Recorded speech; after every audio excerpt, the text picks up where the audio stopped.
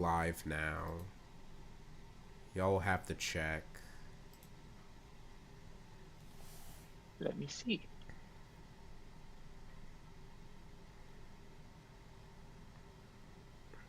It says live. We're good. All right. Hello, everybody, and welcome to another weekly Weeb Club with us guys hanging out and chatting. Yeah. How are you guys doing? I'm good. I'm chilling. Doing okay.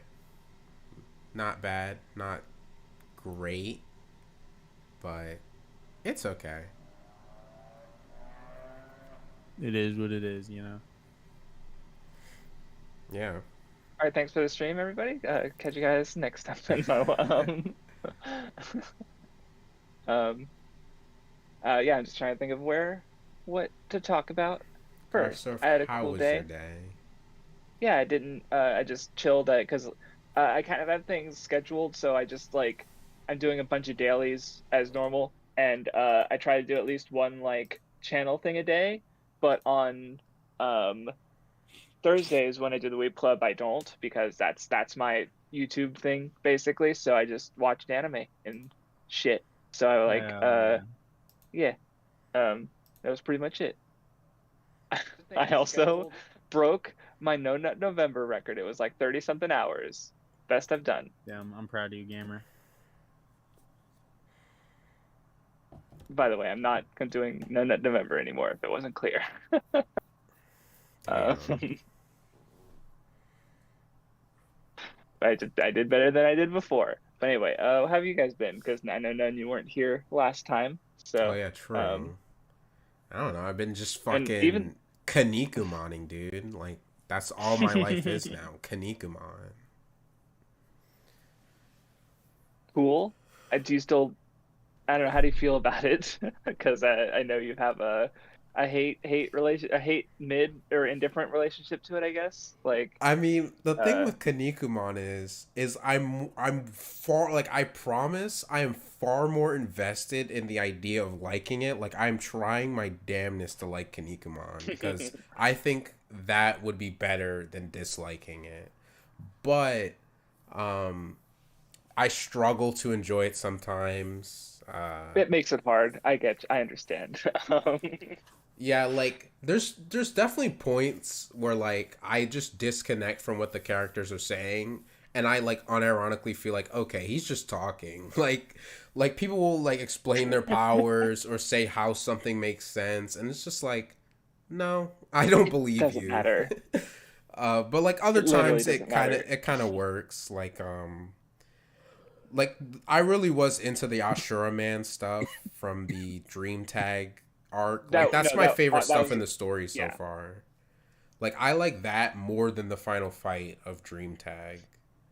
And like I kind No, of that's recognize that yeah. it isn't even like I don't think they do anything crazy complex with it or like it I don't think it's like amazingly written or whatever, but like I don't know, like I really liked it. Like them giving Kinnikuman almost a sort of opposite person who's like, yeah, he's the prince of the devil Chojin and he was raised to like be evil and hate and stuff, but then him like slowly turning good and then kind of having like, you know, Sunshine Man do that same act of kindness that that one guy did when he was like when Ashura Man was a child, so it kind of like reignited something in him. Like when he had those like super happy nice faces, like I just Hmm. loved seeing that. Like it was so goofy in like a good way. So like I was like super into that. But I think Yeah, no, I'm pretty Kinnikuman sure does it. that was one of my favorite fights in the series. So yeah, it's definitely for at least the original run, it's definitely pretty top tier. So yeah. Mhm. Um I think my biggest issue with Kinnikuman is like there's a certain degree of like I really like the friendship stuff, but then like it becomes too much where like I think Kinnikuman does like it's so over, we're so back, but constantly. Like they always do like okay, Kinnikuman's down, never mind, he's back. And then like it'll flip flop too many times within a single match for me to like I just kind of tune out at a certain point. Kinnikuman is definitely it's especially gets there like during the scramble for the throne. Like if you don't like the dialogue, there's more. Like it's more comparable to fucking like manga stream Hunter x Hunter translation of just like there's so many words they don't really don't matter that much. Not really. Uh, so it's like yeah it like Scramble for the Throne was pretty rough, especially because it's also the longest arc. Uh, and it's like you're almost free. You're almost to maybe I don't know. Are you gonna jump into Nisei anytime soon, or are you like No, that's I'm Kinnikuman taking a out? good break from Kinnikuman after that, so I can go in That's fair. fresh. That's fair. But the thing that like I will say that like good on Dream Tag was like I only had one character for a while that I liked, which was just Kinnikuman. Like in the like Mhm. gag stuff, I liked Meat. Like I liked him more than Kinnikuman, and I didn't really like Kinnikuman. But Meat just kind of doesn't do anything and is kind of there. So eventually it was just like, okay, I just like Kinnikuman. But now in Dream Tag, I have like three new characters that I just like. Like, I would say they're my favorites. Like, I just need one more and I would have a top five Kinnikuman characters. Like, I Are like they three characters Kinnikuman, who are new Ashura or yeah, that's Man. what I was gonna ask. Yeah. Yeah. Now Terry Man, like obviously he's been there the whole time, but now I like Yeah, Terry that's what I Man. wanted to know is if it's like because if it yeah if you like characters who've been around more because of the stuff or if you only like new characters. No. Uh, And then the last one would be Kamehame for, obvious reasons, but I won't spoil. yeah, that's nice, awesome. Um, because yeah, thinking about the Scramble for the Throne, there's maybe two characters who stand out to me, but even then, like that doesn't mean you'll care for them. So good luck, have fun. You're almost free. So I yeah. mean, the one thing I do like about Scramble for the Throne, it just has that vibe of like this is the final arc of the story. Like obviously like they continue like way later, like they come back, like but like for at least the original run, it is the last arc and it definitely feels Mhm. that way. Like for some reason there's just this like indescribable feeling of things being like so different at the end that shonen stories do that I just can't like describe. Like I get the same feeling with like Reborn's final arc. Like there's just something about it. Like it feels like they're kind of returning to form a bit for the end, but also like Mhm. things are just undeniably different. And like it has like nice scans, which is super cool. The art's like really good. Um, I don't know. I hope I do like it. Like I am trying to. Yeah, cool. What have you been up to, Vindy Bondo? Gaming, I assume. Yeah. Let me think if there's anything else, anything more interesting.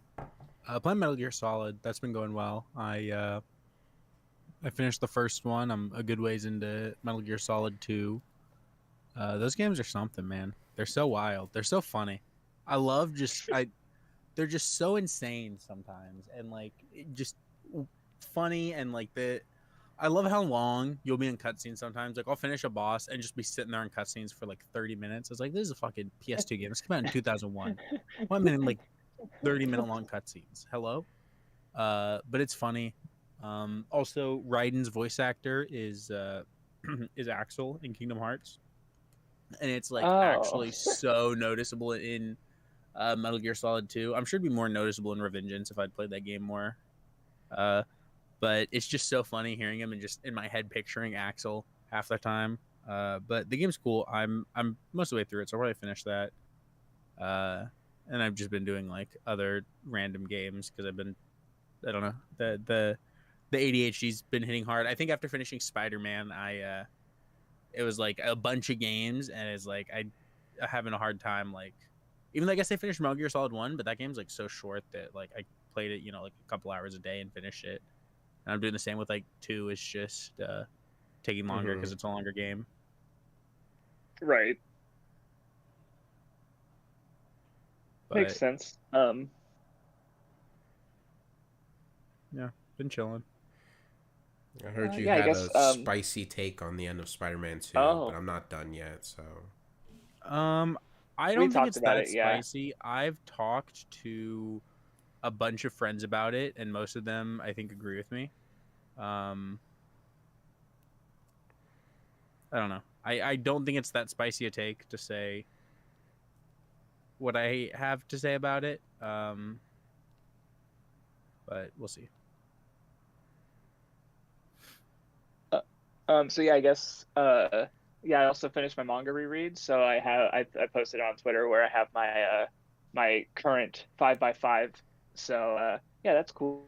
I mean, I'm still like yeah, because like I mentioned, I'm gonna reread Nisekoi and Bleach because I want to do uh content on those. I've already talked about the Bleach content, but the Nisekoi one, I kind of want to talk about how it's like partly its structure, but also how it's just because I think it's because it's a harem series, but it also like it's the kind of thing where it like fully accepts that it's a harem and just like does it perfectly, basically. So I want to talk about those elements, but I also have a point in it that I want. Basically, what I'm going to do is I'm going to read. I found a list of like notable Shonen Jump harems. Like it's there's only a handful really, but I'm going to read Ranma One Half, Urusei Yatsura, and then all these jump harems. Thank God I've already read Ikko 100%. I feel like you need to But reread it. no, no, no, no. I refuse. I refuse. I can't do it. None. I can't. But hold on, let me look at my list. It's Yunnan the Haunted Hot Spring, Tula Vru, Kimaguri Orange Road. I don't know how to pronounce it, but it's I apostrophe or no quotation marks S eyes, I guess is how I pronounce it. Video Girl I. Stop Hibari Kun's only like 3 volumes. It'll be nothing. And then like I said, Ranma and because what I want to talk about it in a way because it's like what other fucking rom-com has a fucking rescue arc? Like that's the most Shonen Jump thing you could possibly do. Urusei Yatsura right? Does, but oh, does it? Okay, never mind. Like that's good. Shorter. It's definitely probably not like. Wait, what did you say? That's what I just said. Yeah. Who was not listening? He was comparing shit to Nisekoi. Oh, yeah, that's my point. Is that my bad? Well, because one of the points I want to make about it is because people are like, oh, harems. Why do they have to be harems? Why do they have to exist? Like, there's this just natural dismissive attitude towards it. And how I want to frame it is sort of like the main character having multiple romance interests, even in just not even it doesn't have to be a harem. It can even just be a more like just something with a love triangle where it's like each individual romance interest is its own relationship, and you have like a winner and a loser, and it's just like how an action series will have fights basically. Like in an action series, the fights are an ideological conflicts that build that together, or even individually build the ideas of the series. So with Nisekoi, I want to frame because even just the fact that the last arc, he's literally going through the romance interests like it's a battle series almost, like, and it just and so I kind of want to talk about how Nisekoi is just like kind of like perfect as a harem, like a jump harem rom-com basically, because it also has like non-battle battle elements, I guess, which is interesting. So it's cool. But yeah, I need to reread Nisekoi, and after reading a bunch of other shit before I can do that. Sounds fun. Some of that stuff on the list I do want to read, so like you reading it might make me more interested. Like I've started Video Girl I, but I just kind of never continued. Kimagure Orange Road is what I'm interested in. I know you've also watched Stop Hibari-kun, or did you read it? No, I read it. Okay, gotcha. Because it's only 3 volumes. So, okay, yeah. And yeah, Umbre, I do want to read Mitsuru Adachi, but I don't think I'm gonna go out of my way for this video because like the idea of just if I had I need an example for a love triangle, I can pick like anything. Yeah, those are like more Adachi. Traditional like love stories than like harem stuff. Right, because it would only be the example of like, yeah, harem is literally, it's just an exaggeration. It's just taking what is already a romance thing and just more. That's like all it is, Mm-hmm. So yeah, I don't really feel the need to go out as much as I do need to read some fucking Mitsuru Adachi because he's like one of the most important shonen manga authors I have no context for. But yeah, so I need to fix that eventually. But I see it's just like I keep doing like I'm gonna do this thing, I'm gonna do that thing, but I don't finish the other things. Like I'm so glad I finally finished the manga reread, because I finally fucking finished something, almost, kinda, because even then it's like, well, I still have Nisekoi and Bleach. um, so it's like, it's unfortunate. Because like I think I was even just looking over my list of because next year, so I'm technically already doing it and I've been doing it, but because last year I watched a bunch of shit for my anime rewatch. This year I decided to only do Aikatsu, but I looked at my list and I realized that if so it's either I have to do 3 episodes a day next year, or I watch like 150 episodes this year, and that ended up being Precure Splash Star and yes Precure 5 both seasons, so that I can watch Otana Precure 23. So I'm not right now. I'm technically watching 4 episodes a day for my anime rewatch because I'm watching 2 episodes of Aikatsu. Because I also decided to rewatch Planet, which I wasn't going to do originally. Um, so I'm watching 2 episodes of Friends right now, and then 2 episodes of Guest Precure 5. So I'm already doing the anime rewatch, and then once I finish that, or once I finish those series, I'll take a short break, and then next year I will start fully watching the rest of the shows. Because like I even realized it's like that there's some other series, because basically what my rules for the anime rewatch and the manga reread, because what one of them was like, if a manga I like has a well respected adaptation, I want to watch that adaptation. And I realized it's like there's some and basically what I consider a favorite is if I give it a 9 out of 10 or higher. And I realized is like, so like one of the ones I added that I hadn't thought about before was Ore Monogatari, which I have at a pretty low score because it was my first experience with the series, watching the anime weekly back in the day. But now it's Mm-hmm. like, wait, I read the manga, I fucking love this manga. I don't want to have the anime as a low score because I don't think it's a bad adaptation. I think it was just being cringe and stupid. Like, yeah, it doesn't adapt the full story, but it's still, I expect to have fun with it because it's a good story. So I want to rewatch and get my feelings sorted out on it. I want to watch Kaguya because I read the manga or this year, and I was like, wow, this is really good. This is one of my, it's not on my 5 by 5, but it's still a very good manga that I really like. So it's like, well, I never finished the anime. I should probably rewatch and finish it. So I just kept adding stuff to the list. But then there's also a bunch where it's like, part of me does eventually want to get to like Pokemon and Monster, which is like watching them and just seeing, even if like Pokemon in particular, it's like, um, it's a manga about making manga, so I don't think I'm gonna like the anime more. But that doesn't mean the anime isn't going to be without value to me, or there's not going to be something there that I'll like. Even though if it'll be slightly annoying every time they say Shonen Jump, and I'm going to be like, I'm going to fucking jump off a building. um, fuck, just no. So it's just annoying in that way. But it's so but I'm not gonna do. Oh, Sora no Toshimono I'm kind of interested in because like my brother liked it years ago, and I was like, oh okay. And then I read it and I'm like, holy fuck. um, so I know it's not a full adaptation. From what I've heard, it adapts part of it and then it just adapts the ending. So it's like I could only get the most enjoyment out of it for having read the manga. But I'm not gonna watch those next year. I'm gonna try and focus on the ones I feel like I either most need to rewatch. Because some of them I technically already rewatched. I started my anime rewatch with like Evangelion and Place Further in the Universe.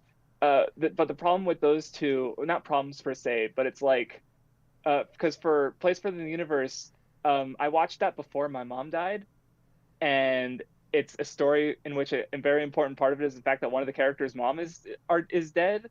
So it's like I want to watch it and see if I feel differently now that I have a different personal connection to it. And Evangelion was more like, so after I finished rewatching it, which at the time End of Ava was, I stopped at End of Ava because we were still right on the rebuilds. Then I did a one-on-one role play on it, and so I have this different sort of attachment to it in a creative sense because I've written an iteration on the story, and it's like some of my favorite shit I've ever written, even though it's like unfinished and will stay that way. Then of course there's also the fact that now I can rewatch it with the context of like 3+1, the last rebuild movie, and be like, Mm-hmm. yeah, Ava, because that movie, it was so good. How the fuck was that movie so Yeah, good? It was I'm insane. interested in like Um, rewatching Ava the TV series and 3.0 plus 1.0, but like even though the other rebuild movies are good, it's adding those onto the other two parts that I want to like watch again that makes it a little too much for me to commit to like watching all that. Yeah, what I might do is like I might like watch up to End of Ava, then like watch something else in between because I have like some shorter stuff like VV or I want to rewatch the Made in Abyss anime, the TV one, because like I'm pretty fucking confident that the two movies are literally just like the best way to experience that part of the story, Oh, at least really? in anime form, because the manga is still really good, but like I don't know the sound. But I just want to like really because I think I still have the TV series as a nine, but I remember the two big complaints that, and I know Vindy has shared some of them, and I remember hearing some of them at the time was just like the pacing is iffy, and there's some anime original content that isn't really great, and so I just want to watch it and fully like now, and because at the time it's like, oh, this manga I love is getting an anime, and the anime is it's popping off, like there's fucking good, like fucking the last episodes are fucking great, but now it's like, and so I'm a little maybe cooled off on that high, and I can just be like, well, well, there's also this other version of the anime in the two films that solves all the issues people had with it. You can just watch those. So Mm-hmm. I can maybe give the anime a more like reasoned score. Like I might still really like it, like because it is just like it's a great adaptation of a great one of my favorite manga. But I might just be like, yeah, it's good, but there's just a better version.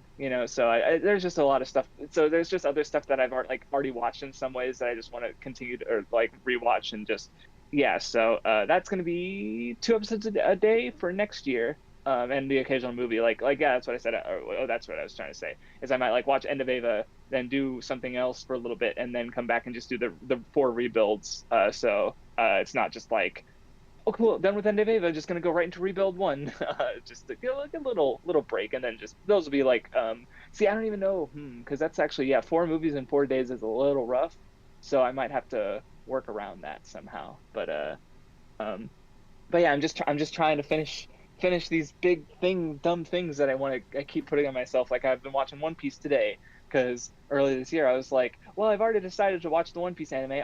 I'm on this huge One Piece kick. I'll just start it early, and so it's like cool. I'm hoping to get up to Logtown by the end of the year because I feel like because after Logtown is the Warship Island arc.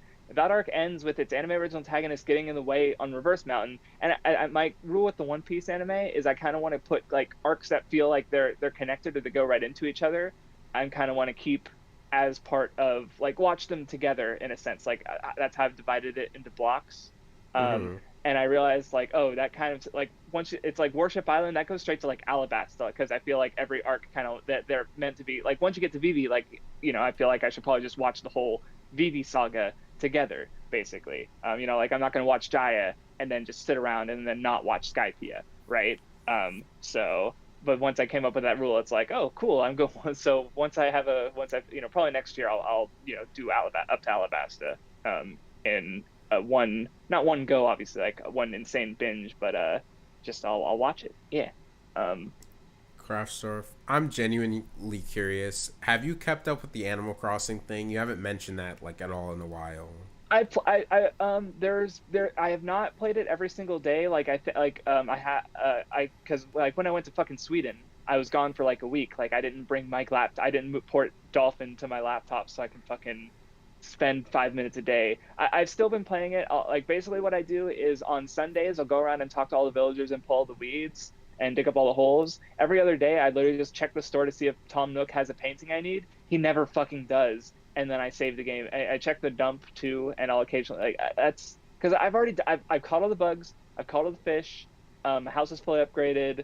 It's decorated. Like I don't really have room to add stuff, and I don't want to just like completely like clear it all out and restart it and just redecorate it and whatever because I'm just like, there's just not a lot of content in the game, and it's like, yeah, I could do more favors for villagers and stuff, but that's a lot of work, and they're also snotty.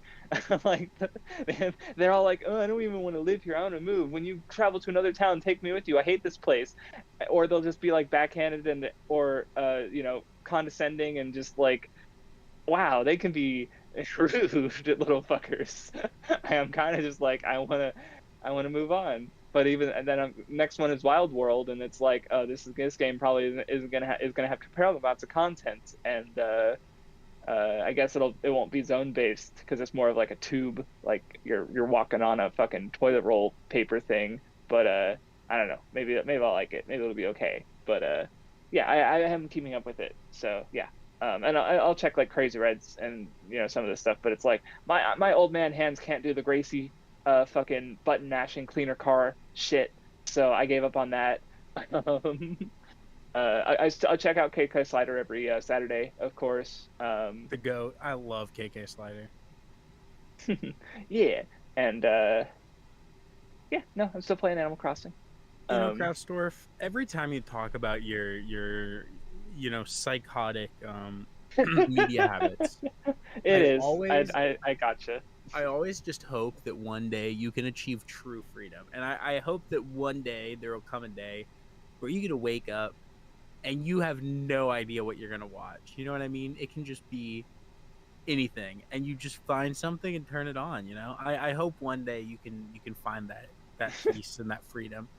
Yeah, no, because that's what I've been working towards for the last like 15 years. I feel like because again, it's like I always have this like I want to finish this goal I set for myself, and I don't want to let myself down.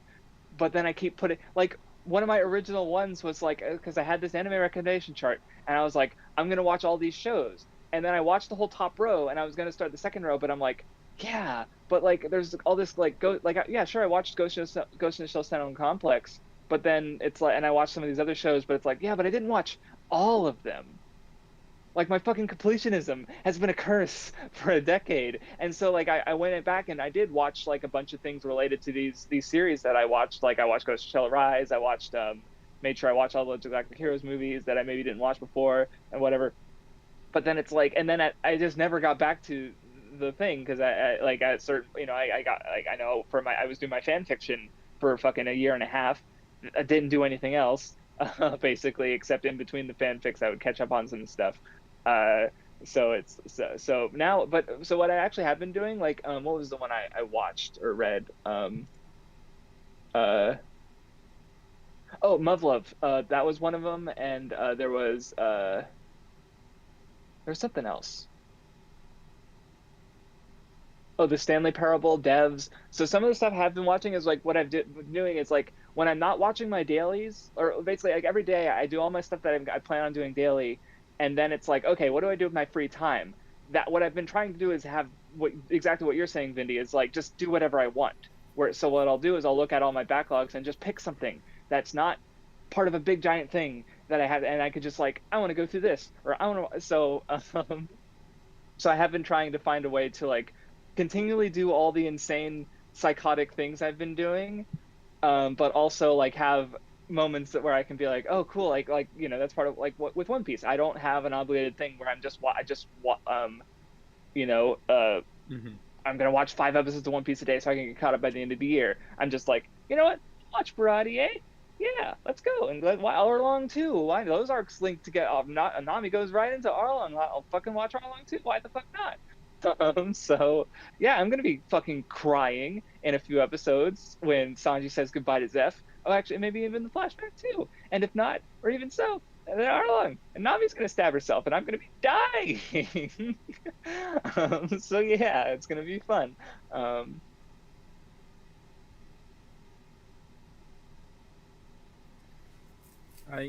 day I'll be free.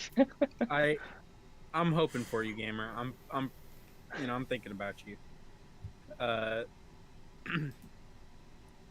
how's Spider-Man been? Tell me how you're feeling about the game where you're at. So the opening of the game was like insanely good. Like I loved that agree. part. Like you just mean like the Sandman part? Yeah, like that opening is definitely like the best opening to either of the Spider-Man games so far. Just because like, it does know that you've played both. Like, they're all both, like, Miles and Peter are established, so it can just jump into some crazy shit.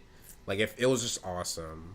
I think it's probably the best intro of any superhero game. Like, it smashes, any of the Arkham games intros, just, like, out of the fucking water, I think it's better than, like, Guardians of the Galaxy or Avengers.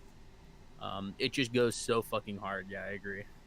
Yeah. But other than that, like, obviously the swinging, like, them adding, like, a little more, like, you can turn down the assist or whatever is cool.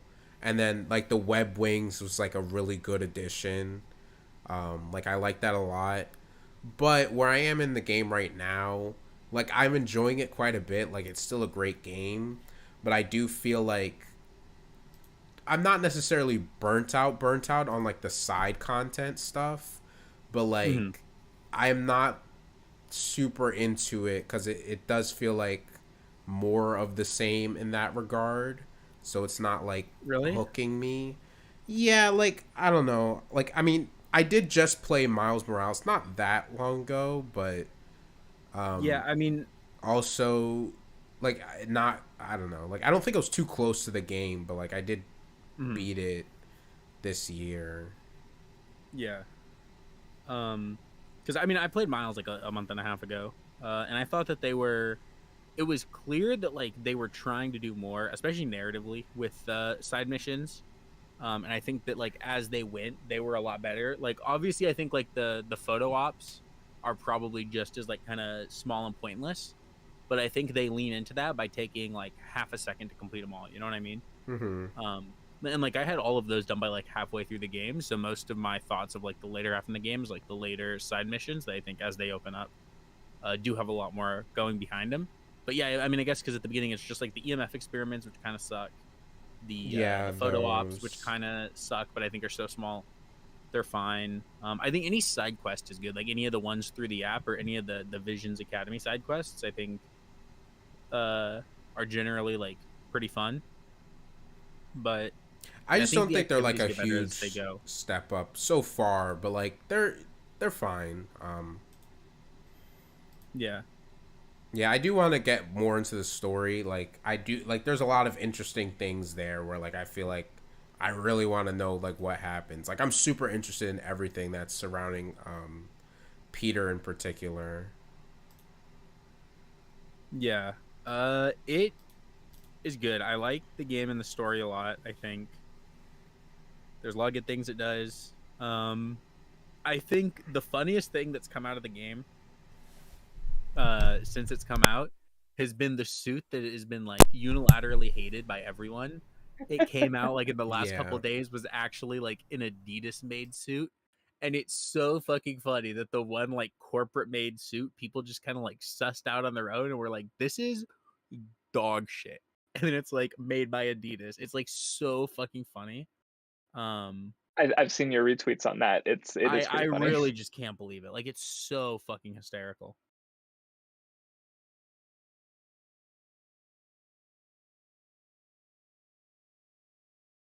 But yeah, I mean I'm excited to talk to you about Spider-Man once you finish it cuz I think it's a really good game. I think it's not anywhere near my games of the year.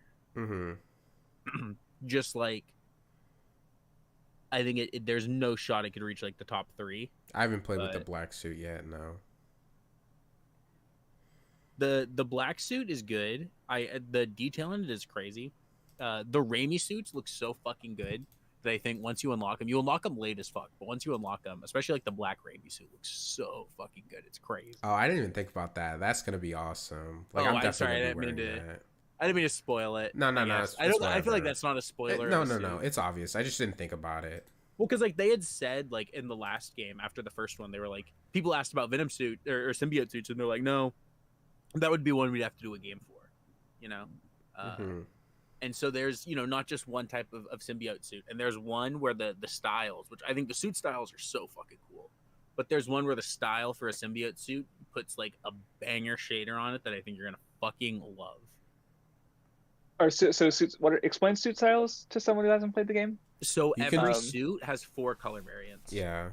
Oh, Not okay. every suit. So movie suits don't. So any suit that's like from a movie only has one, but anyone that's like a comic suit or an original design has 4 color variants.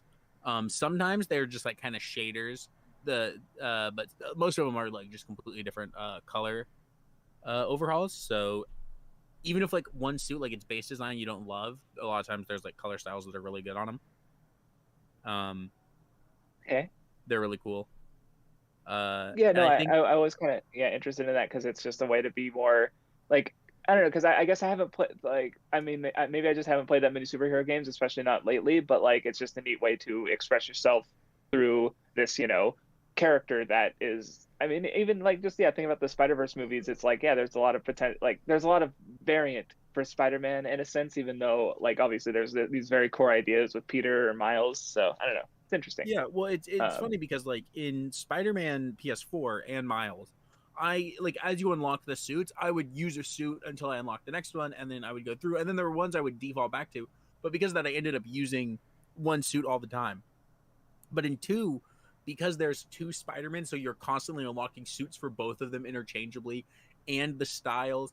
I didn't even try on every suit, much less like every style for every suit. So there were only like a couple ones that I used, which is part of why like I think it would be really fun to play the game again. Like I can't wait for the New Game Plus update because I'm gonna replay it, I think, and I'll just like try different suits and have more fun with that. But yeah, it's crazy. And then I think one thing that it really blows my mind about that game, and is like maybe not in the best way, but I understand why, and I think it's really commendable. I think almost any movie suit you can think of, except for I guess the Raimi wrestler suit, is like in the fucking game. Like there are so many movie suits, and so because of that, the problem is because there's so many more like MCU Spidey suits. There's so fucking many Tom Holland suits in the fucking game. It's like kind of crazy. But I think it is nice because like if you're a fan of a Spider-Man movie, you can use the suit from that movie, which is like a really cool thing that game like just definitively has over PS4. I think it's really sick. Yeah, they finally added the Amazing Spider-Man 2 suit. Like they had the first one from the first movie, but they didn't have the second one, which is like literally way better and like one of the best default Spider-Man suits. Yeah, I don't want to say too much because I don't know if you consider like suits or like No, what movie not suits really. are in. Okay, well, so the suit from the end of No Way Home is in the game, and it looks really fucking good. Actually, it's a great seat to swing around in. Like, yeah.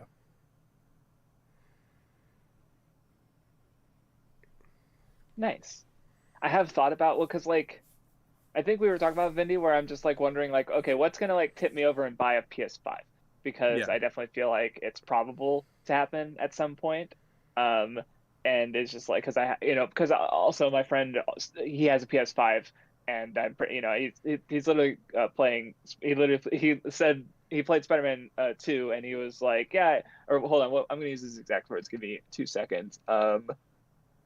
Just did the opening for Spider-Man 2. It's the only game I ever want to play again. So he also really liked it. That's so when It's you guys were really talking good. about, I I was think like, Yeah, it literally yeah, just felt like a move. Like I know those games already like feel like movies, like Spider-Man movies, but in a game. But like that especially felt like the opening of a brand new Spider-Man film, but like the second one, and it is. I mean, it's Spider-Man 2, but like the there's third game, whatever. I think there's a lot in it too that's like really, really impressive. Both like narratively, like things it sets up for like the game going forward. I think the way it plays off how both this version of Peter and this version of Miles, and also just how Spider-Man stuff in general by like not really explaining Sandman too much. The scale of it is fucking great. It's like one of just like the biggest scale like boss fights in like any like in any game, like just for especially for the start of a game. It's fucking sick. There's some really impressive technical stuff. I mean, there was that one clip that went viral on Twitter before the game even came out, where like he like chucks Miles, and Miles goes like halfway across the open world and slingshots back like in real time in the game. And it's just crazy how fast you can like move. And it's like all like happening in real time. And the game, I think, like there's been a decent amount of discussion I've seen of people complaining about the length, because like it is like I platinumed the game in like under 30 hours. I think it was like 28 hours for me to get the platinum. And like the difference is it's not super long to do everything, but I think the experience is so like tightly paced and like packed. Yeah, with, I like, wouldn't just want really them to good content. forcefully add shit to that. Like even the small filler side content, I think like it really like the small filler stuff, the best thing that they do with it is it does not take that long. Like it's really quick, and a lot of times they can lead to like something kind of fun to see in the open world, just to show kind of, I think, make it feel more alive and show you more of like New York. and especially to show you more of a New York that's had 2 Spider-Men for a while by that point. And I think the story goes to some good places. Yeah, and then I mean the only thing I'll say about the ending is it's similar to like how I feel about like Rebellion, like so the third Madoka movie, where it's just like I don't love it as it is, but you know, with more stuff later, I will definitely like it in the context of the series, you know. The biggest difference, obviously, I think between Madoka and Spider-Man is we know they will definitely make another Spider-Man game relatively soon. You know what I mean? Like immediately after Wolverine and maybe a Venom spinoff. And with Monica, we've been waiting for 10 fucking years. Exactly. Yeah. It's pain. It's me. Give it to me. Anyway. Yeah. I'm really surprised at how much I like Miles still. Like, I really liked him after Miles Morales, but like even in this one, there's like missions where you can like be Peter or Miles for them, and I don't necessarily auto default to like, oh, I'm definitely gonna be Peter for this or whatever. Like, I kind of don't mind which one I do stuff with. Like, if I'm already playing with Miles, I won't necessarily switch off of him to do it with Peter. I mean, like, maybe unless like for the mission it literally makes more sense in my head for it to be Peter, but like I don't have as much of a preference between the two as I thought I would.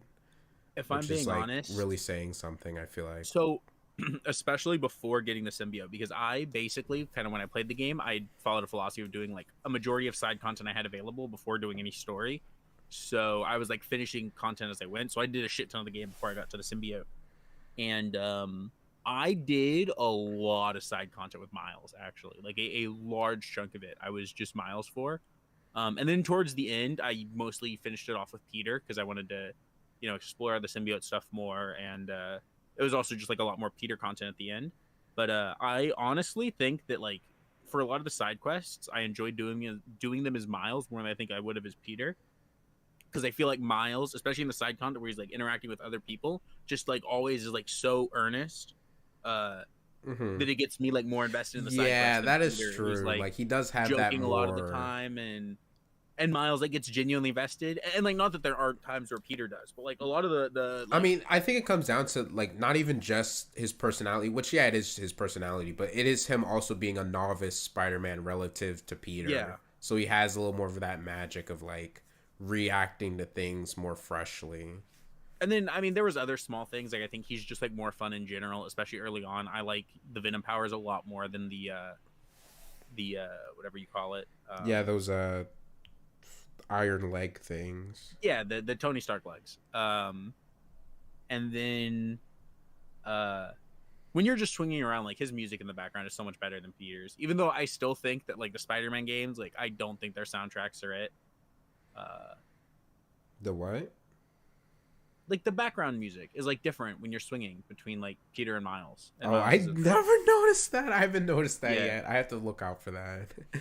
Yeah, it changes. And Miles's is better, even though I still don't think the music is like that great. Like it's fine. It like sounds like every other superhero movie I've like ever seen in my life. You know what I mean? Mm-hmm. Which is like I guess the problem. I don't know.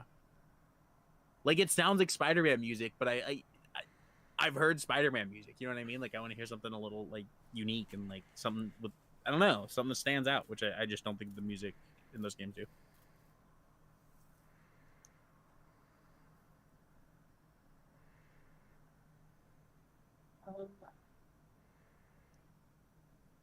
Started looking at chat to see if there's anything we missed that we could talk about. I mean, Blue suggested possibly looking at Rosario for your thing.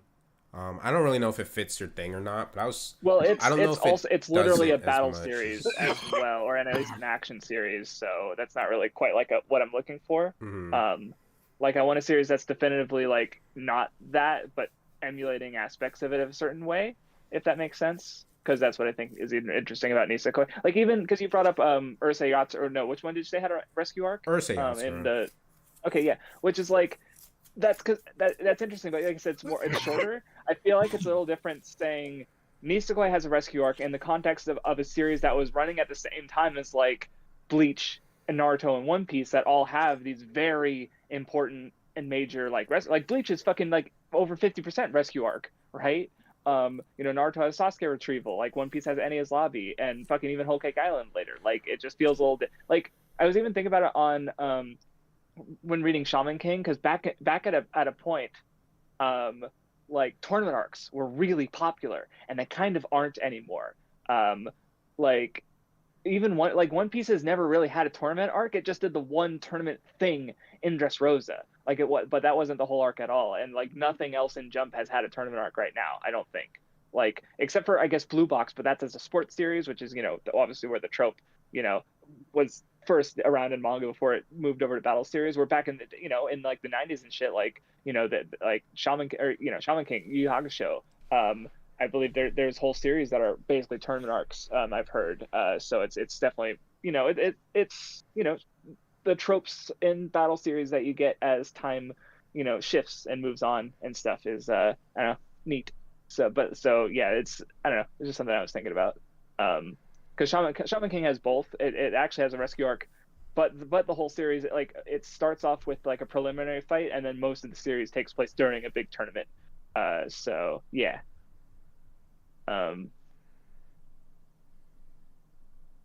yeah, I know that I know that Ranma has action, but I definitely wouldn't consider it a battle series because it doesn't have like I don't think it. I mean, probably. I haven't watched it or read it, but I highly doubt it's very much like a battle series in like structure or like what it uses the combat for. Even like it's like a comedy series that happens to have martial arts. It feels like to me from the outside at least. So yeah, like it feels like it's using that more as like a kind of aesthetic than like genuinely being a martial arts battle series.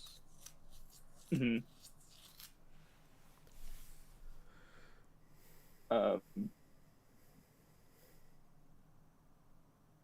If you're asking asks me if anyone's playing Alan Wake. Oh, sorry. You can. If anyone's playing Alan Wake, no. But I played the first Alan Wake like 10 years ago, and did not like it at the time. But I started replaying it because everyone's been talking about it too. And so I'm going to play that in Control. I think I'm going to add, what's it called? Quantum Break-In. Even though I know that's not part of, like, the Remedy-verse. I'm interested because I think one thing that Remedy do that's really cool is, like, when they'll mix in live action and, like, the game. And apparently, like, Alan Wake 2 does that a lot. And Quantum Break apparently is really lame about it because it just, like, is 20-minute TV episodes and then gameplay and then 20-minute TV episodes. But I think that that's interesting as like a baseline for like the worst way to do it, and then see how they continue to evolve it. Especially by Alan Wake 2, where I assume when you start adding that into a survival horror game, you can really enhance. You know what I mean? Like especially with like it being both a survival horror game and like I keep seeing people say it's like the best looking game they've ever played. So it like I'm really really intrigued by it. Everything I see like in terms of people talking about it and other stuff. I think one thing I was explaining to a friend who was playing it, like as he was talking to me about it, and I was telling him like that everyone talking about it's making me really interested to play it. So I'm going back and playing like Alan Wake is unlike like Zelda and Baldur's Gate, where people like kind of don't talk about like specifics about the story or about their play sessions. A lot of times, I think it's because both those games in different ways are so open that like. It'd be so it's a lot harder to explain something, right? Yeah, Like you have a lot more setup to do, so it's a lot harder to actually like explain something in detail about like your play session, right? But Alan Wake isn't open like that. Like from my understanding, it's a linear game, right? It's a linear story based game, but it still feels like people talking about it have that same kind of like they just can't really describe their experience with it. Like it's so out there that they can't really like talk about it.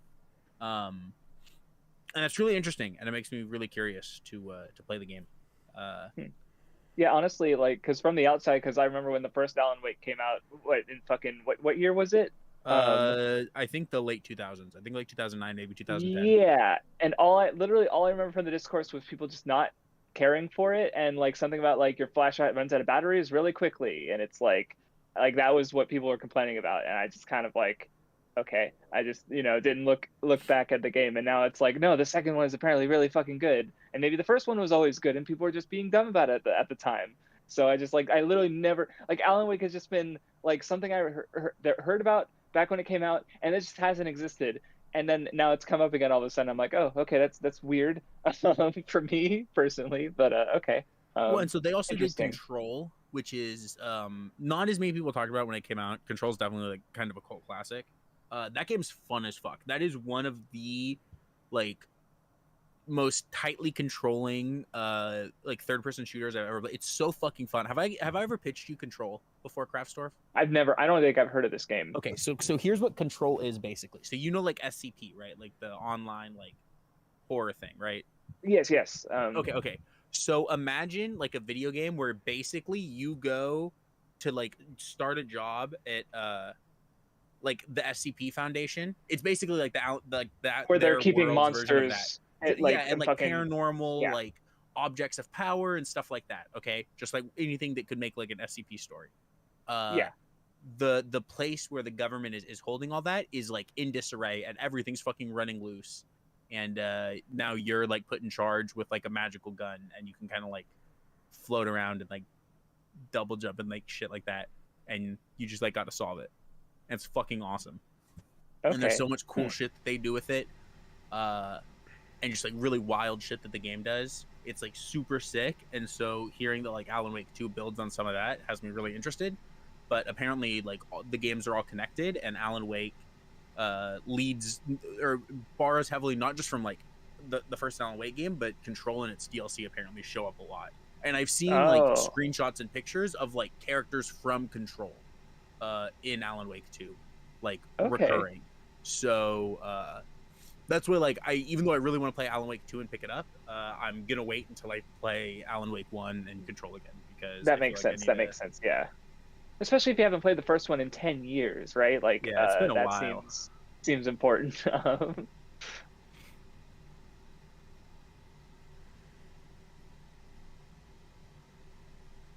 Oh yeah, something else I could talk about to follow up from, I think we were talking about it last week. I almost said last year for some reason. I'm like, that's not accurate. Because I finished Pluto yesterday, the day before. I liked it better than the manga. Like, I was shocked because Pluto is a manga that I have read 3 times. I own physically. Now Hirasawa is so fucking good at what he does, dude. But like I'd say for the first like 7 episodes, like there's some restructuring. Maybe there's some bigger changes that I didn't. I just reread the manga last year, so I feel like there shouldn't be anything in particular that is like big that I missed. But what they do to the last episode is so fucking good. They restructure a couple things. They add some really good things. They kind of like it's just straight better than the last volume. And I'm like, well, fuck me. You can't. That's not fair. And then it was yeah. I just wanted to just say Pluto is really. I definitely recommend it. Oh yeah, no. And what White just said is just like the fact that it like. Because it was heavily responding to, I guess, like post 9/11 is kind of what it felt like, with just Middle Eastern conflicts and like literally one of the United States of Thracia or the U.S. basically is like invading an Arabic nation because they have robots of mass destruction, and it's very on the nose.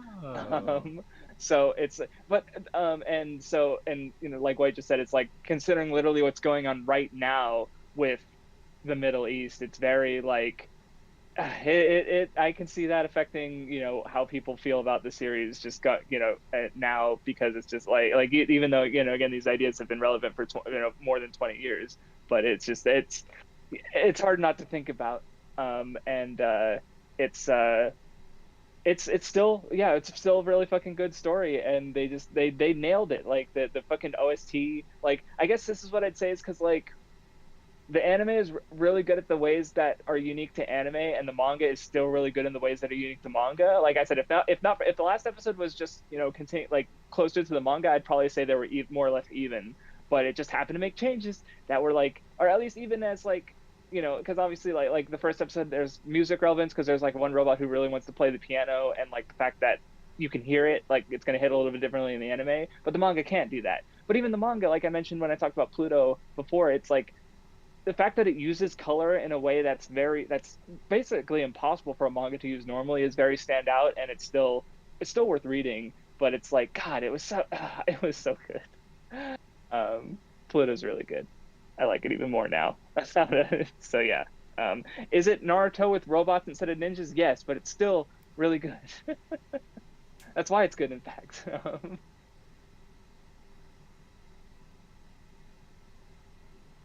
Yeah.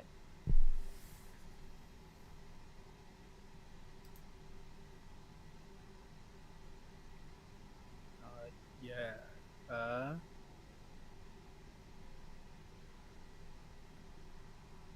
Uh, Luna's asking when I need to when I'm gonna reread We Never Learn to defend the multiple roots. I didn't have a problem with it. We talked about that, Vindy. I remember. I don't But remember that. no, Was it I was this there for was that? no, this was no, I when think it we was a were Monster playing Hunter Monster. stream. So yeah, no, it wasn't even Monster Hunter stream. This was last year when we weren't streaming at all, and we were still, you and I were still playing Monster Hunter. Oh, this was Just just like, your Monster Hunter. just Oh, we were just good like, that's why you thought it times. was a Monster Hunter stream, because like we like you even you even said it last week. It's like we literally, you said it before for sure. We literally just kept up the monster streams. We just weren't literally streaming it. Like we were still just playing Monster Hunter and chatting for 1 to 2 hours, right? Yeah, Um, honestly, that was and so goated of us. Fuck the streams, dude. yeah. Fuck them. Yeah, fuck y'all. No content for you. This is for us. But we did talk about yeah, we, because I read it and I was like, I liked it. I thought it was, and I guess like, because my takeaway for the multiple roots thing was just like, because I guess like, maybe in your case, Mindy, it just felt a little arbitrary, but it's like, the way they framed it at the end is like, all of them had the chance to like go for what they want with going out with Naruyuki, and we see all the alternate paths. It's like, well, what if this was the character who reached out? And like that's how the last chapter ends, where it's like, the future is what you make of it. So I thought it was fine, but maybe we'd have to reread it and dig into it and see if there's any maybe something I missed, I just or don't think it's satisfying. Like, I think you might okay. make some valid points, but I think that the problem is it's ultimately just like not satisfying, because it's like, oh yeah, they're kind of all happy, but also really only one of them is ever happy, so get over it. It's like, it's just so weird and lame. Like, I don't know. mean, I don't think it was ever framed that like the other girls are like, yeah, they don't get, No, they're not like they don't terminally end up. unhappy. I'm being hyperbolic. Yeah, that's okay. But, Gotcha. All right. Okay. Thank you. but It's been a minute since I read it, so I just think it's like, I don't know. I just think it's really unsatisfying to end a series like that. And it's just lame, because like I don't know. I just don't like it. I think it doesn't work. I don't know. Like, manga's like a linear like medium. You know what I mean? Like, not that the stories have to be linear in it, but like, you don't really change how you read it. You know what I mean? It's not like it's a choose your own adventure. So it's, no, I definitely there's like. no like. I mean, and like even then, like, to compare like a lot of other like VNs, they at least know to like, after you do all those, you have like a true ending. There's like a true route you can follow that gives you like some satisfying closure, because I think just showing, oh, he ends up with all the girls at the end, there's like no closure there, right? So that's why a lot of times I think VNs have that true like ending, is because they realized as like a medium through like iteration on each other and on each other, is like, oh, if we add like a true ending for you at the end, you can have some closure and you come away feeling better about it as a whole. I think that's what it's like. Yeah, see, because like it definitely sounds, at least well, because like I see where you're coming from for sure, but I don't know, because like I mean, I didn't love the manga. Like, I think I give it like a 7. And that's probably what it like was from the start. Like, I just kind of didn't feel super strongly about it. Like, I just thought it was good. So and I will add that I went into it knowing what happened, like, because you guys were talking about it as it was happening, pretty much. Right, that's so fair. I was That would very aware. change your experience. Yeah, I was very aware of what, like, maybe not like completely aware. Like, I wasn't like reading like, okay, well, like, once, I think it was the summer for the festival with the fireworks and stuff, where the silhouette reaches out to Naruyuki and it's like, who was it? Like, I was like, okay, yeah, this is it. This is the branching point. Like, I understood that when that happened, even if I might not have been able to tell you that was when it happened before I read it. Maybe I would have. I don't know. I don't remember how much I remembered before I read it, but So yeah, maybe it was just like because I was aware of it, and because I'm also just the kind of person to be more open to, because it is like I guess here's what I'll admit is like, as far as like where, because I understand where you're coming from, and part of that is definitely like it probably could have been executed better, like, because I also agree that, like, I'd prefer a series to have a more conclusive, definitive thing. And yeah, and but it also, because I even remember one idea that I thought would be cool, where it's like, well, what if instead of the author, like if the author did the true end, but then he had sort of like you got with like Umineko manga, where you have other manga authors doing the alternate stories in a sense. So you have like the main one, and then you have like these like spin-offs with other writers and artists doing the rest of the roots, basically. So that we can, so like it just maybe it's interesting to consider how it's like it's experimental, I guess, and not every experiment is going to work, right? So in my case, I thought it was fine. In your case, you didn't like it. That's perfectly fair, I think. So yeah. And none didn't like it either. Nobody liked it except for me. I was and even then I'm like, shrug, it's okay. Nobody I thought it was liked neat. that, Like except for I'm not like Craftsdwarf. I'm not gonna fucking pull out my gun and plant my flag on this hill and defend it to death. I ain't gonna go that far. It was fine. I don't know. I don't even think, like, the thing with the ending of We Never Learn is like, at least thematically, I don't think it does anything that's necessarily like contradicting what it was saying. I just do kind of agree with Vindy where like kind of does feel unsatisfying and just really hard to super connect with the story that does that. Yeah, well, and like it's just thinking about it, where it's like, you go to fucking, like, oh man, this restaurant's so great, guys, and you guys eat it, and it's like, it's not that great, dude. And I go into it like, yeah, it's not that great, and I'm like, perfectly fine. I don't know what's wrong. I don't know what the problem is. Like, I don't know. It's just like, it's weird because we ate the same thing, so to speak, but that's, I don't know. That's what Well, I so like, that people can respond differently to art. So it's but kind of like eating food where it gets really bitter on the back end, right? But maybe it's really sweet on the front end or something. And so Mhm. that's probably not a good analogy, but whatever. Like, and so like I take a bite not knowing that at all, and I'm like expecting what it is on the front end, and then the back end is just not what I'm like ready for at all, and I like throw it away, and I'm like, oh my god, this is gross. I'm not eating that It's again. like biting into a cheeseburger and it turns out it's a cake. Yeah. But then like you take a bite knowing it's a cake, and you're like, oh, okay, I'm fucking ready for the cake, and you're like down with it. Yeah. Anyway, also, White, I don't know. I just know that one thing about Umineko. I haven't touched it. I just know that there's different chat. Well, so my experience with Umineko is I started the anime. I watched like one or two episodes, and people were like, "This is bad." I'm like, "Okay." There's a manga though. That's the original source material, right? The manga is a fucking cluster. Like, it was just like because it's like you have multiple episodes being released concurrently, and I didn't know this was fucking 2012. I didn't know what the fuck. When was Umineko? Was that when Umineko was airing? Because this. Let me check. Come on, show me the money. Yeah, I don't know. That was probably like 2012. I didn't know what the fuck was going on. And I mostly remember from discussions. I just know that yeah, there's the manga has different manga like artists and stuff, and it's not just like one dude making 60 volumes of this one visual novel. It's yeah, it's its own thing, but it's a little different. So yeah, that was it. I knew. I want to play more visual novels. I played fucking Love Love and Love Love Alternative last year. They were fucking amazing, and I played Total Eclipse this year. It was also fucking amazing. Like, Love Love's fucking peak. It's insane. But there's like, oh my god, but there's all these other visual novels that people really, really fucking like. And it's like, fuck. Visual novels are so cheating though. Like when you think about it, they really just are just fucking cheaters, Because like visual novels are so fucking long. You spend so much time with Yeah. characters in a visual novel. You spend so much time with that world. Even like small things, like with that soundtrack playing in your ears, growing an attachment with all these like small little moments throughout, so that when it plays like a version of it or like it, uses that light, but like you spend so long engrossed in it that like of course it's gonna fucking slap when it goes for it, you know. And obviously, you know, part of that is also that like I think to justify that much time they have to be like pretty good throughout. But I do think that like, you know, the length is just such a cheat code at the end of the day. Yeah.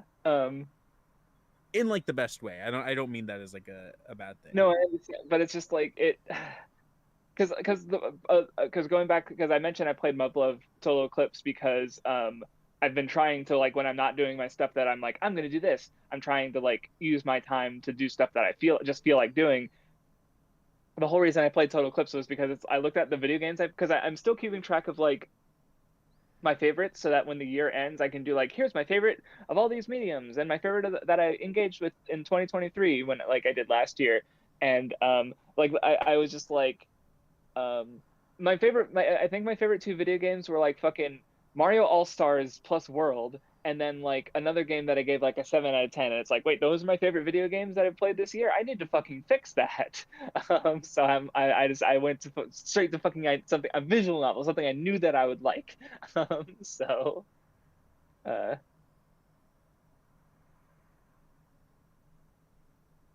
and people are talking in about visual novels, and it's like, but I'm interested in all of them. But again, I don't. I definitely feel so. Actually, I'll say this, Vindy, because aside from like Muv-Love, which I'm playing right now, and hold on, what else? Yeah, I think because I have thought about it because it's just a one-off visual novel. It's not a whole big franchise. I might play Little Busters at some point. I own it, Ooh, and it's just my like because I can just play the one visual novel and be like, yep, that's the whole. Because there's nothing else, right? It's just the one Little Busters, right? Yeah, I think so. There's yeah, there's extra routes I still haven't done to this day, but it's because I would have to read everything. Um, and I honestly would just like rather read a book. But well, I just Damn, like bro just casually says that about his favorite thing ever. here's the problem. Here's the real problem with visual novels right now.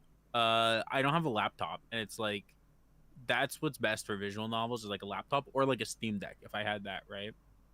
Like I'm not gonna fucking sit at my desk reading a visual novel. You have a PS know what I mean? Vita, you can fucking put that shit on there.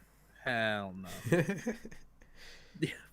That's how I read Muv-Love, actually, and through alternatives. So At this point, I'm just being obstinate, but you know what? Fuck it.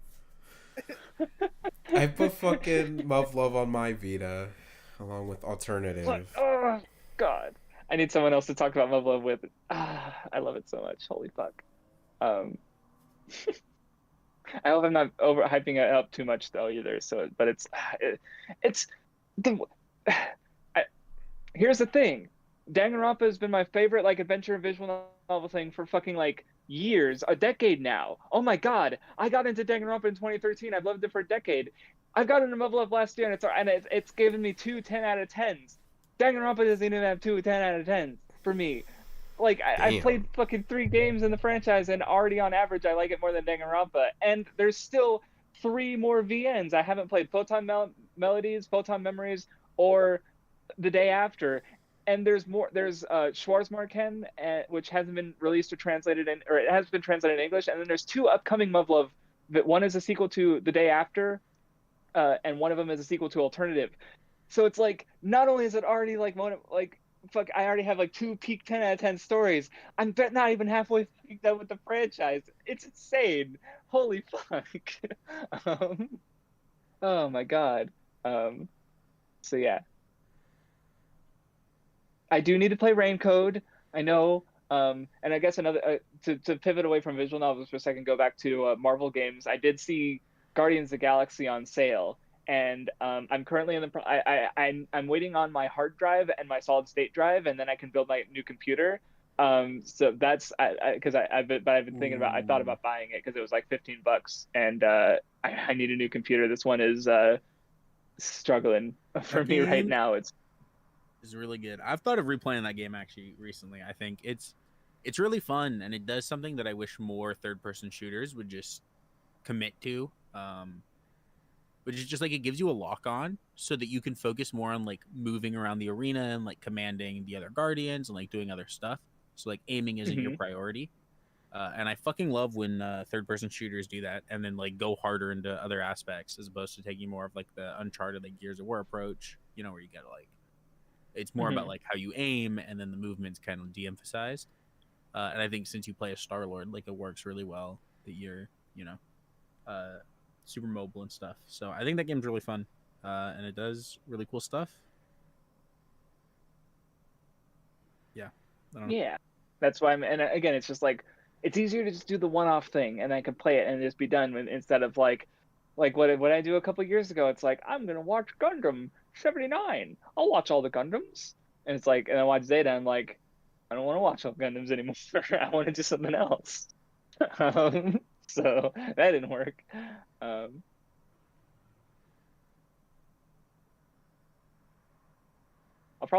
Maybe I'll play because what was the other one he did? Or the other Kodaka game?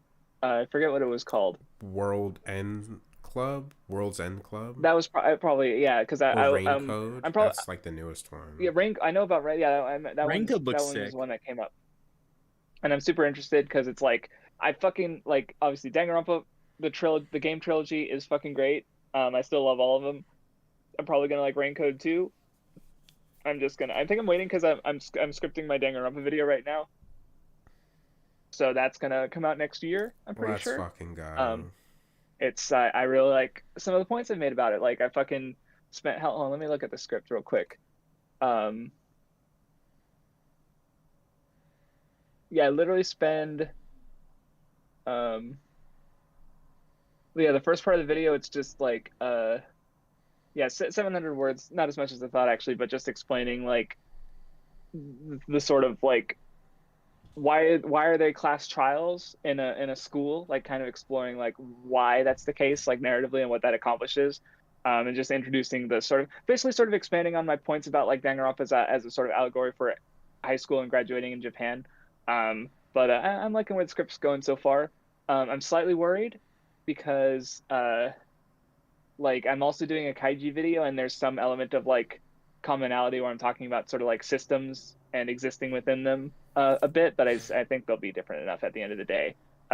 So yeah, I wrote like what was it, 2,000 words of a kaiju script the other day? No, was it yesterday? I don't even remember. I wrote a lot. It felt good. Mm-hmm.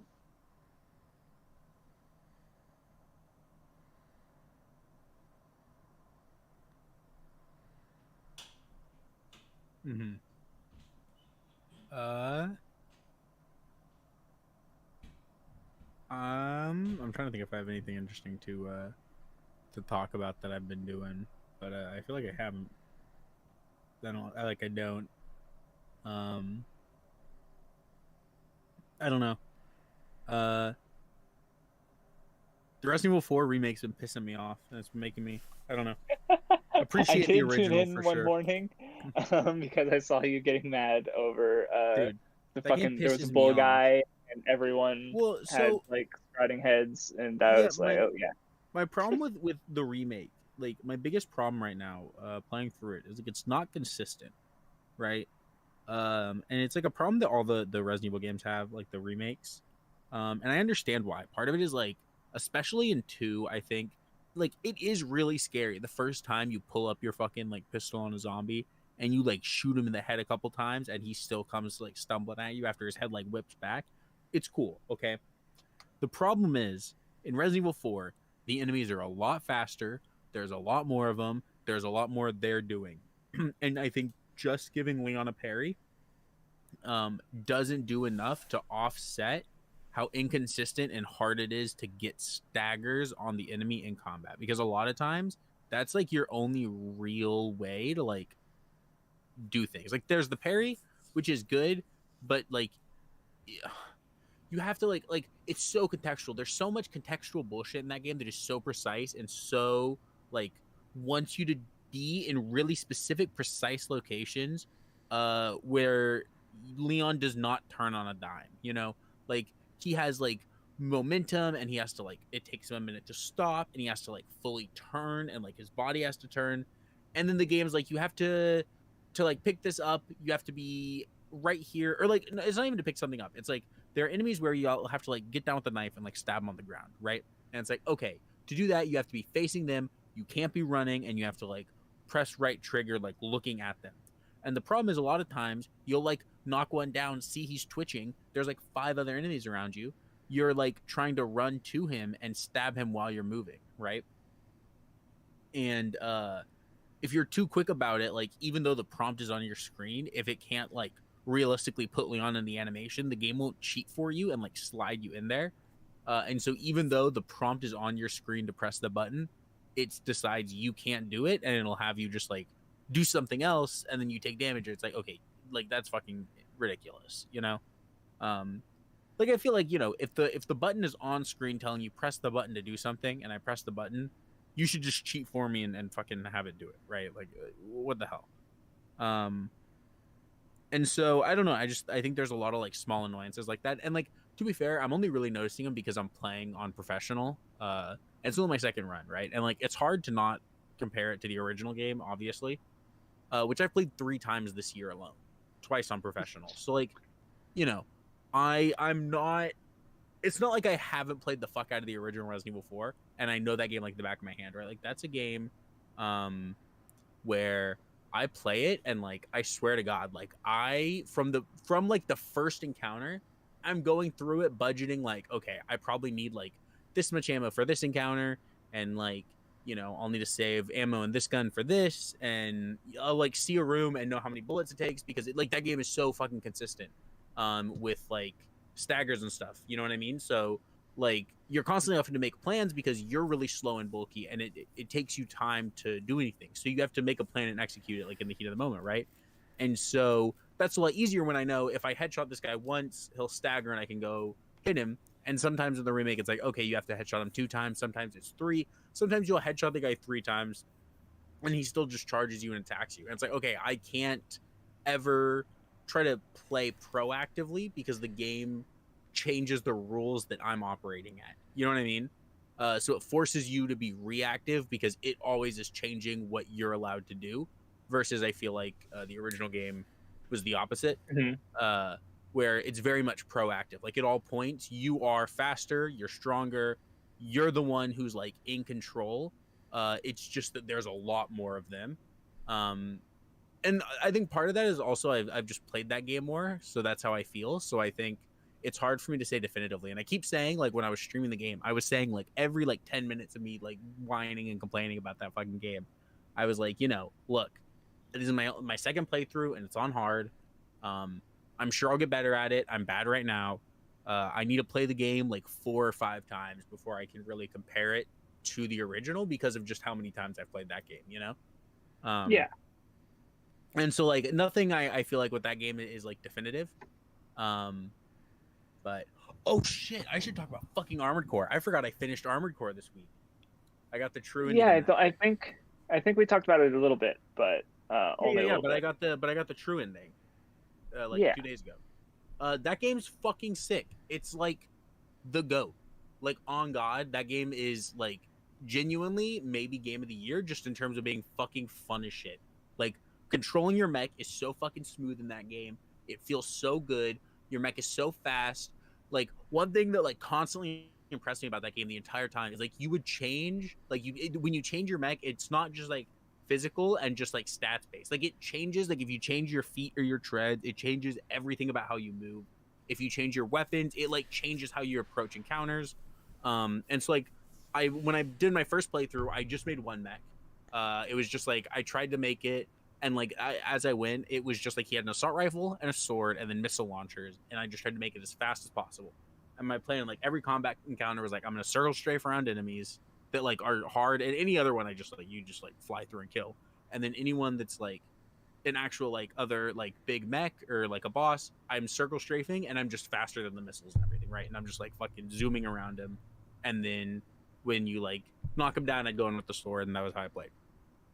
And then my second playthrough, I made 2 additional ones where I made one that was like had treads and was basically like a massive fucking tank. Like he just had like 4 explosives, and I would just fucking drive at people and just blow them up. It was fucking fun. And then I also made one that was basically like a hovering like helicopter, where like it could hover, and it had like machine guns and like missiles that would rain down.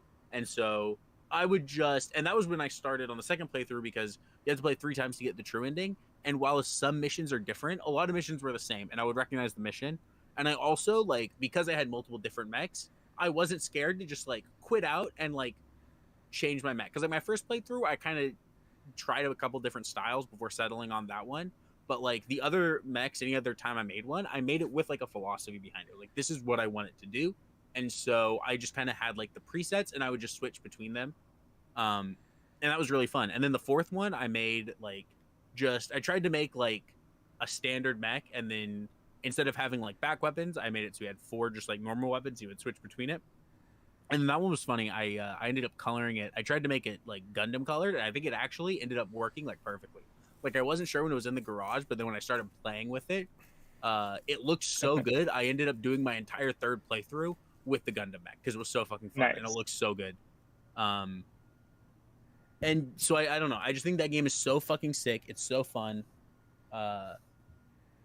It like the story is like interesting and like silly because like you're just a mercenary, and like one of the early missions that has you fight another armored core, you're fighting someone that is like clearly like a high school anime protagonist with like how he's talking to you, and you just fucking murder him.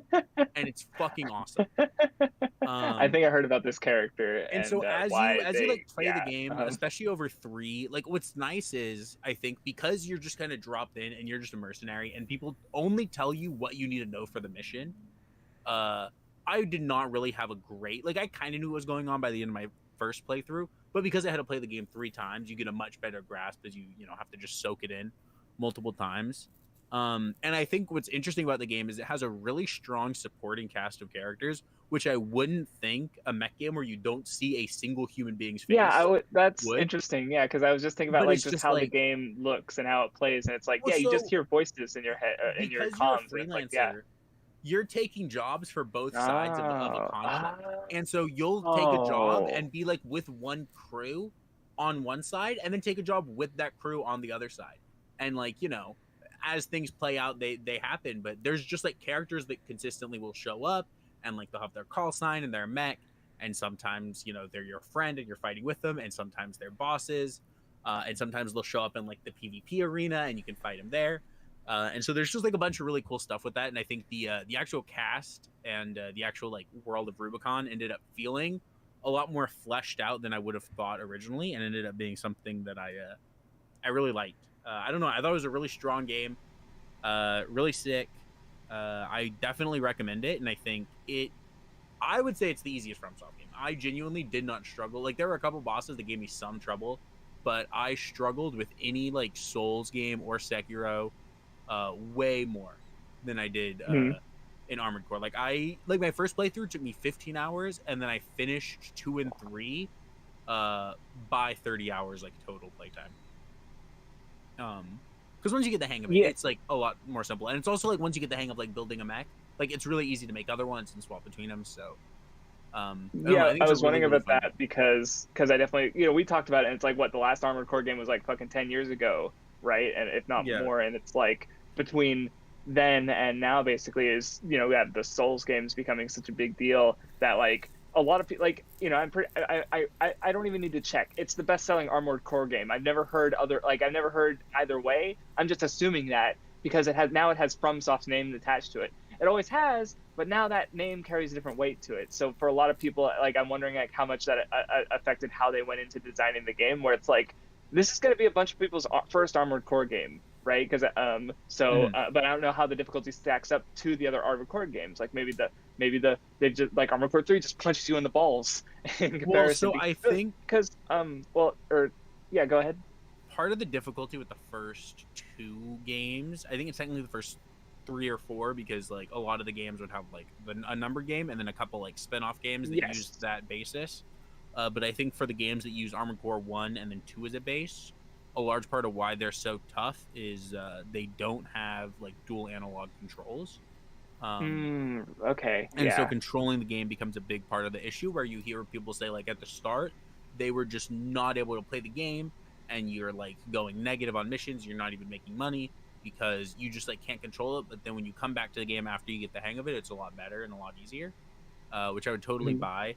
And then after that, I'm not too sure, but I don't Well, know. because I my thought think I had was because I was thinking about how, like, because Elden Ring feels like it's the hardest Souls game, because I feel like, or it's at least one of them, because, like, I mean, obviously Sekiro and Bloodborne play a little bit differently, but like just looking at how the bosses move in Elden Ring and comparing them to how the bosses move in any of like the Souls trilogy, like they're just faster. Like no one moves like Millennia in fucking any of the other games, right? Like she's insane, right? Like, and I was thinking about how, like, the games are so popular and so well liked, and marketed as difficult, that they have to ump the difficulty up in each game because people are getting better at them. Like, you have people playing Elden Ring twice at the same time with like a fucking two controllers on two different hands, and just be fucking silly shit like that, right? So they keep so like the gameplay of as people get better at the gameplay, they have to level up the gameplay.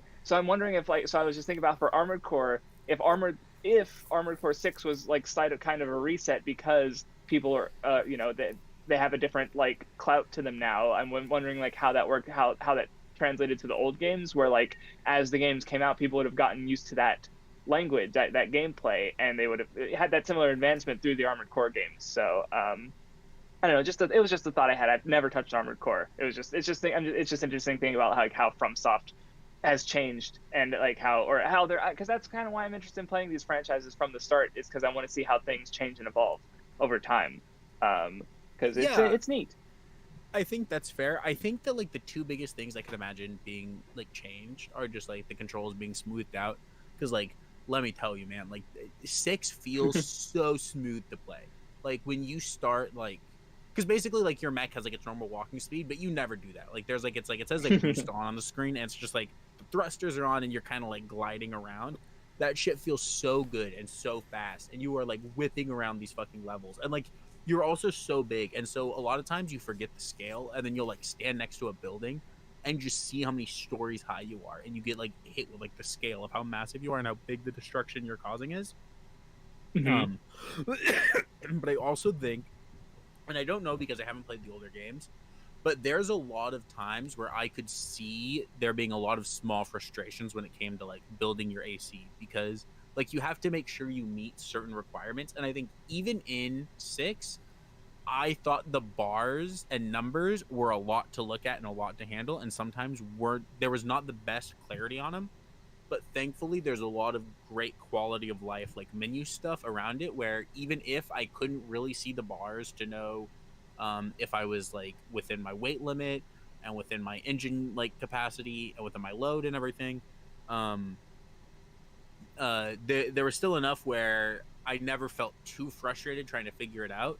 And I could see that with maybe a little bit worse menu design, is there's just less screen space, especially in the 4x3 games, and then just like less quality of life like UI design that you have in Hmm. like modern games. I could see there being really like small frustrations that just constantly are building up in the That's like yeah, PC yeah. building experience, which is like so streamlined, and not streamlined in like a bad way where it's like too simple, because there's like still a lot you have like customization over, but more so just like streamlined where it's like it's simple to read and understand for the most part, even though there are a lot of numbers that just like I feel like don't matter, maybe do. um that it's like really good in 6, but I could see it being a lot worse and a lot more frustrating. Hmm. Makes sense.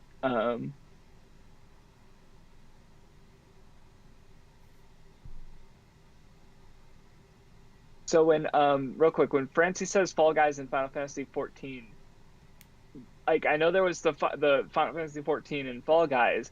Is there literally like a quest or a There mission is in Final Fantasy? a Oh my Okay, so god. in Final Fantasy 14 in the Golden Saucer, as long as I've been playing the game, there has been parkour available where you can go to the Golden Saucer and you can, at routine times, because the Golden Saucer is just like a fun carnival land.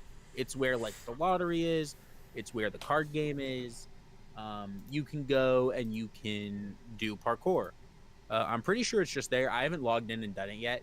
But yeah, there is now a Fall Guys like event in Final Fantasy 14 where you can go to the Golden Saucer and genuinely do like a final or a Fall Guys like parkour map, and like Fall Guys game mode. And I'll be honest, I need to log in and do it because I fucking love Final Fantasy 14 parkour. When I was first like playing the game, and me and all my like friends were like DJing as fuck about it, where we were like waking up and like getting on and logging into Final Fantasy and just sitting there all day until we went to bed, like DJing shit for like a week and a half, 2 weeks. Anytime we were like waiting for someone to come back from like going to the bathroom or getting food or something, my ass was doing parkour. And so, yeah, I don't know. Shit goes crazy. Okay, see, when I envisioned Fall Guys in Final Fantasy 14, I imagined literal Fall Guys walking around, and it was cursed. I think there are Fall Guys bean people in the Fall Guys map, but I'm not positive. I cannot confirm nor deny this. I mean, I'm aware because, like, you know, like you told me, like there's a Nier Automata crossover thing that's actually canonical to Nier. It's a whole and then, raid. And I was also thinking about just like because there's also a crossover with Monster Hunter World where you fight Behemoth in World, and that also has crossovers with other games like where Geralt from Witcher comes in, and it's like, you know, just how these games can do these wild crossover things. And I was just like I was just imagining, is the Final Fantasy 14 Fall Guys crossover where the Fall Guys literally come into the world and they're like pushing. I'm just envisioning pushing them like these very like big Final Fantasy characters around. Well, like it's just it's really dumb. Just it connects. It connects Final Fantasy, or technically, I guess it already was because of Kingdom Hearts, but Fall Guys and Final Fantasy 14 now connects Final Fantasy 14 to Fortnite really easily. But I guess you already covered through Rathalos, but yeah, that's gives you another connection. Yeah. Which is my favorite game is how quickly can you get to Fortnite. A lot of times in just one step, but you know. Yeah, no, that's fair. But yeah, I meant to say there's a new game added to the growing list of games you can fight Rathalos in that are not Monster Hunter. Exoprimal announced a Monster Hunter collaboration event. And part of that is a fucking new Rathalos fight where it's like 8 people versus Rathalos. But another part of that I gotta post here. I don't know if it's you guys should show it on stream. You don't have to worry about it. But I think Craftsdwarf at least should see it. There's Mech Monkey Rajang now, and I fucking love it. So I have to get into Exoprimal.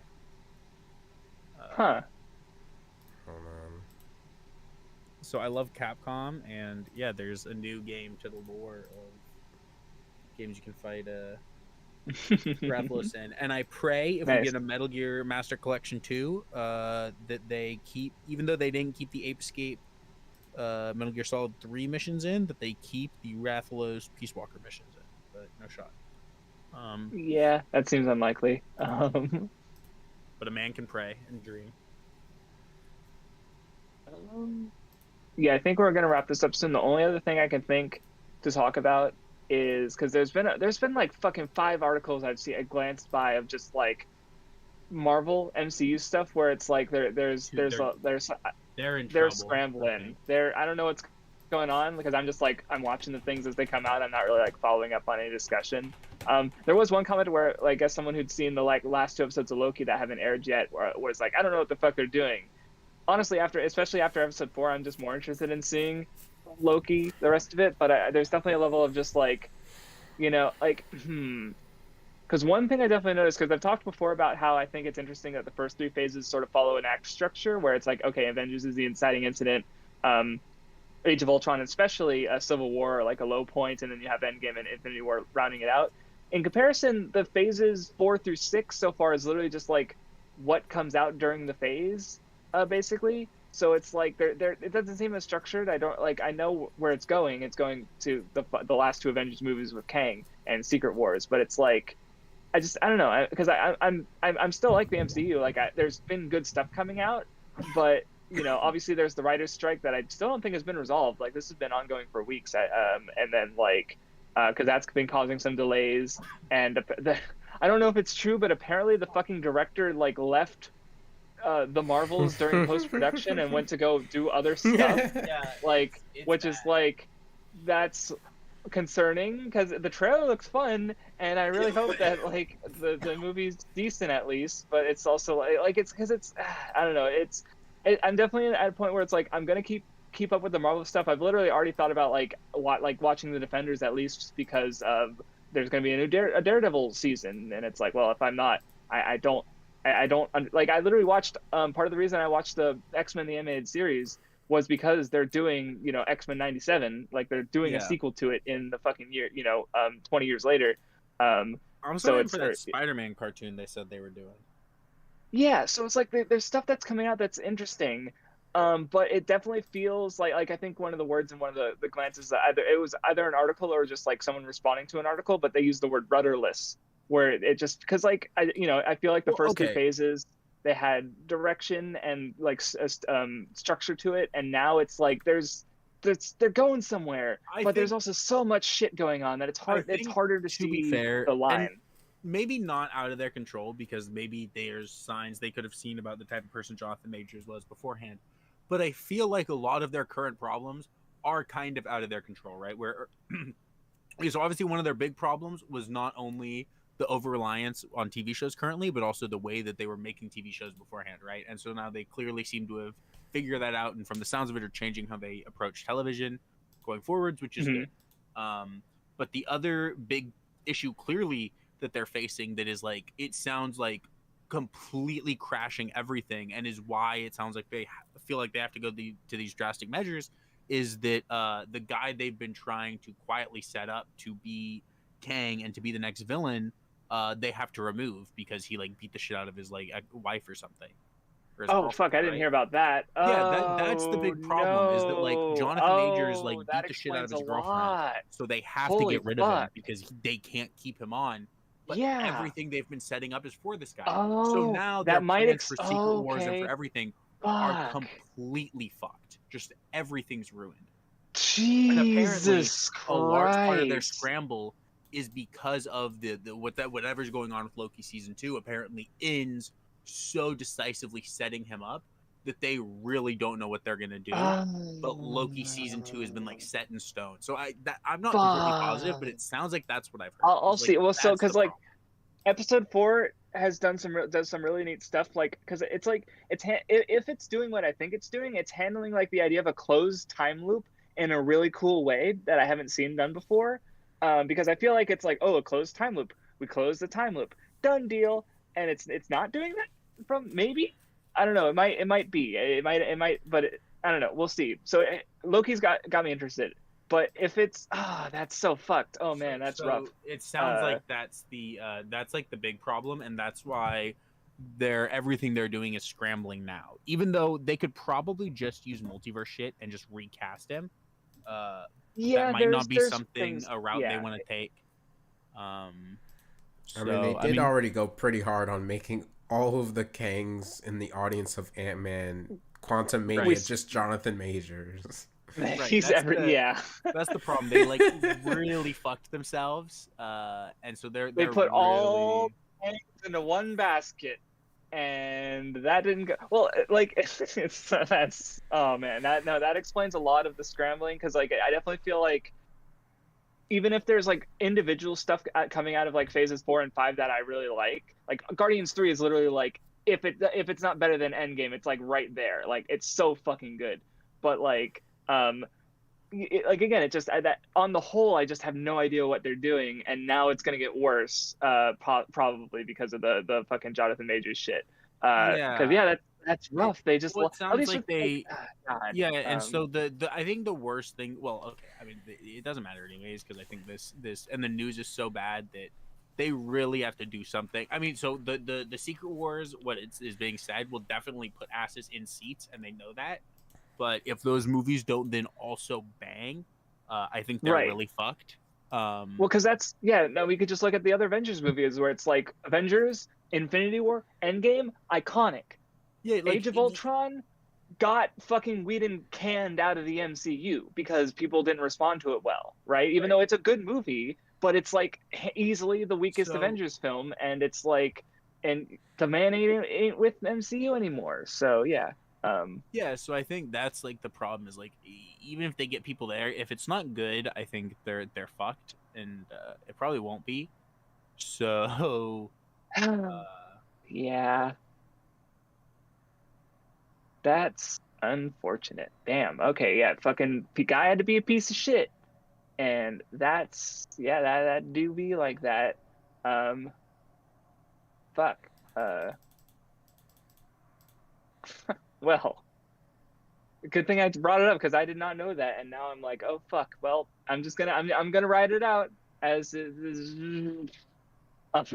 I mean, even because before this stuff, those shows were definitely having issues. Like obviously the crunch with the VFX artists not really being able to finish yeah, yeah, shit that them. properly. Mhm.